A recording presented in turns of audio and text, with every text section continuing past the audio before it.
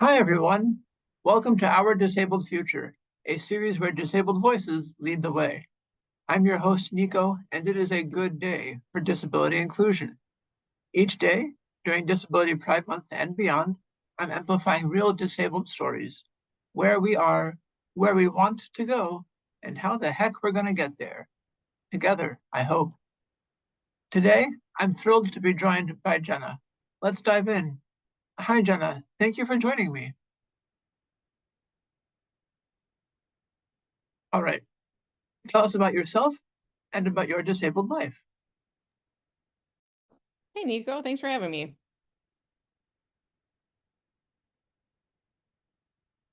Yeah, so I come to you from the North Shore of Minnesota. Born and raised here, I was diagnosed with juvenile rheumatoid arthritis at age 7 and began my journey as a manual wheelchair user at age 8. Life was full of pain, life was full of joint contractures, all those kinds of things. I was very thankful that my parents allowed me to be in charge of my medical future early on. A great physical therapist warned us that, especially back in the early, I should say, late 80s, early 90s. That was kind of the thing of like, let's help children, let's cut them all up, let's surgically help them, kind of a thing. And so he warned us very early on in my medical journey, like, don't allow surgery because once you start, you're not going to stop.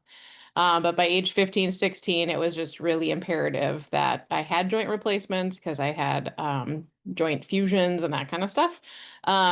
So I'm on like orthopedic surgery like 13 with 14 happening this summer. I have 6 joint replacements. I went on to college and got a double degree in music education. So I was able to teach choir and band and strings was a licensure, but I never taught strings. And also general music, K-12. So I did that career for 19 years, worked at many local districts up here on the shore, um, anywhere from parochial to public to community charter school. And so kind of saw it all, kind of did it all. And then the pandemic happened. So that's when I had to embrace my invisible disability of being immunocompromised because of my diseases of arthritis as well as diabetes and all the medications that I'm on. So that was kind of my first experience with an invisible disability and people not understanding why I still had to be masked or why even today I'm still masked in larger populations or why I still choose isolation and those kinds of things to protect my overall health.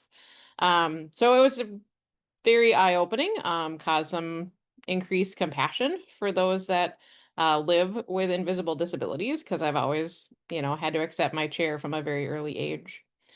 I became a Blandon Community Leadership uh, cohort member back in 2017, and that was after my PT and OT nominated me for the a regional um, advocacy award. And so by them nominating me in 2016, it really gave me the confidence to explore my leadership skills, which probably sounds weird as a veteran teacher at that age, but um, it's different when it's your career versus your personal story, your personal journey. So by investing in me and seeing things in me, that led, like I said, to the confidence leader.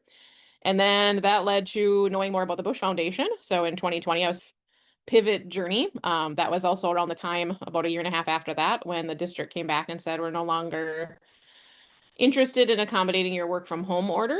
So my whole life changed. I had a huge identity crisis for a wee bit. Um, and that's when I was given the term accessibility educator. So it was a huge flip of a script in my head that all of this education that I have done could be used in the disability community and culture and how people interact with us. And so from my Bush Fellowship, I became a published author. So I have my memoir out there called Within My Spokes. I also started a nonprofit called Above and Beyond with You and became a podcast guest and doing all these things. And so really, just trying to use my story but then also encouraging others to share their stories, because the only way that I found that we make true impact is by getting the heart first. So many people think that they have the head knowledge of disability is like, or they always love to say like, oh, well, when I broke my foot and I had to use a wheelchair, it's like, well, thanks for kind of having a little bit of understanding, but that's not exactly what it's like to be disabled full time all the time. Um, but yeah, so lots of advocacy for myself in the medical world, in the education world. And then that led to wanting to do more for others. I believe in having a hand down to the generation that comes behind us, having a hand to our side. So we are doing it together, and a hand up to the generations that have come before us. So we are learning their wisdom and learning their stories and acknowledging and honoring the fight that they have fought for us as we continue on. I really love that, and I especially love the comparison you make between head knowledge and heart knowledge. Thank you for your years of teaching. Yeah, thanks. And I still actually another part, sorry, is that I actually coach a Lego robotics team, the Robo Dweebs. So Ah, I'm in my 13th season of that, and so I'm very glad that the district still lets us do all those things together and lead a robotics nonprofit as well. So stealing that energy from middle school kids that have extra to help me with my spoons of energy that I need each day. that's awesome. I never would have thought. All Yeah. right, Jenna, what does a disability-friendly future look like for you? This was a great question, and it had me dreaming big and thinking differently, like the Bush Fellowship inspires. Yeah, Um, wouldn't it be amazing to not have to think 4 steps ahead? Wouldn't it be amazing to not have to call ahead to see if there's accessible seating?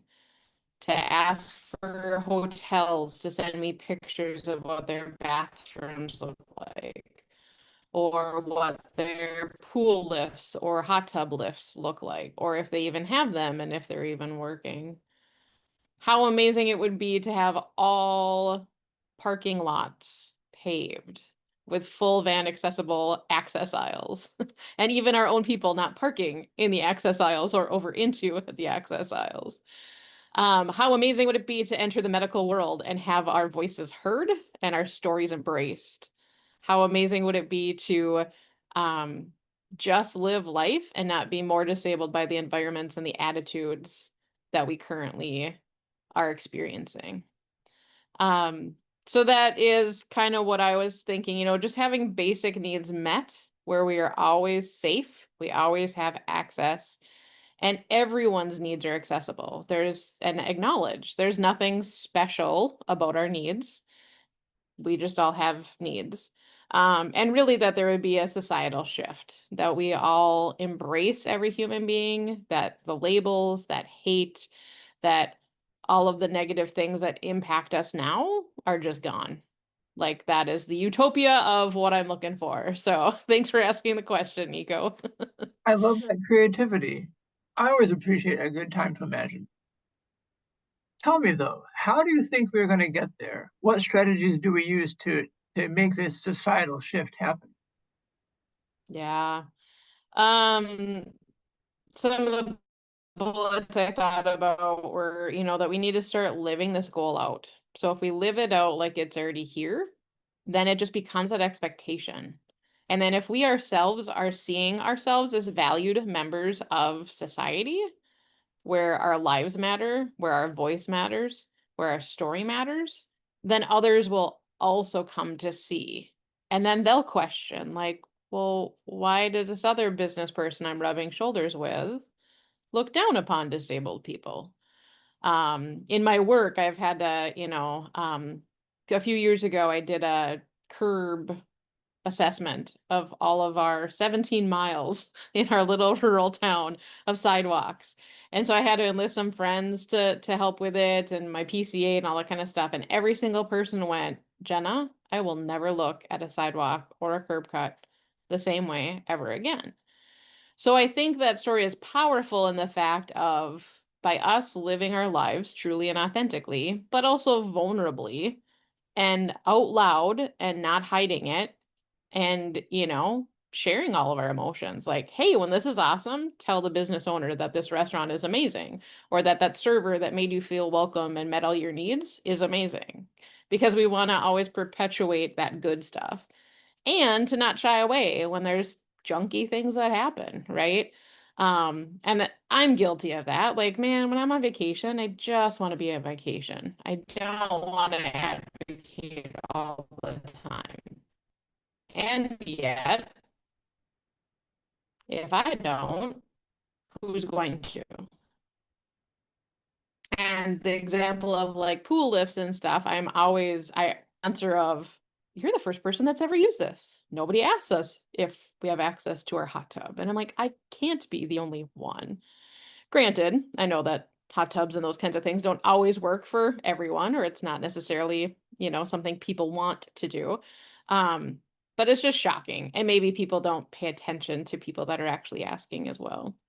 I also think we keep sharing our own stories, and more importantly, we dig deep into our own community and share the stories of all disabled people, and even people that maybe wouldn't use that label, especially in rural Minnesota, especially I would say for our aging population, our older adults, the baby boomers that are coming in. Like, it's so amazing to me in some of the local stories of folks that eyes are actually being opened of, wait, this access isn't here for me?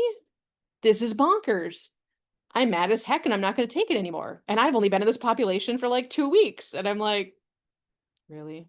But then in the same respect, I'm like, awesome. Let's band together. Let's partner together. Let's embrace everyone's story. And let's use the societal shift that we can make together to make huge impacts. And the other thing I thought about is that we keep standing up and wheeling out against injustice. These are all great bullet points. I love how organized you are. Thank you.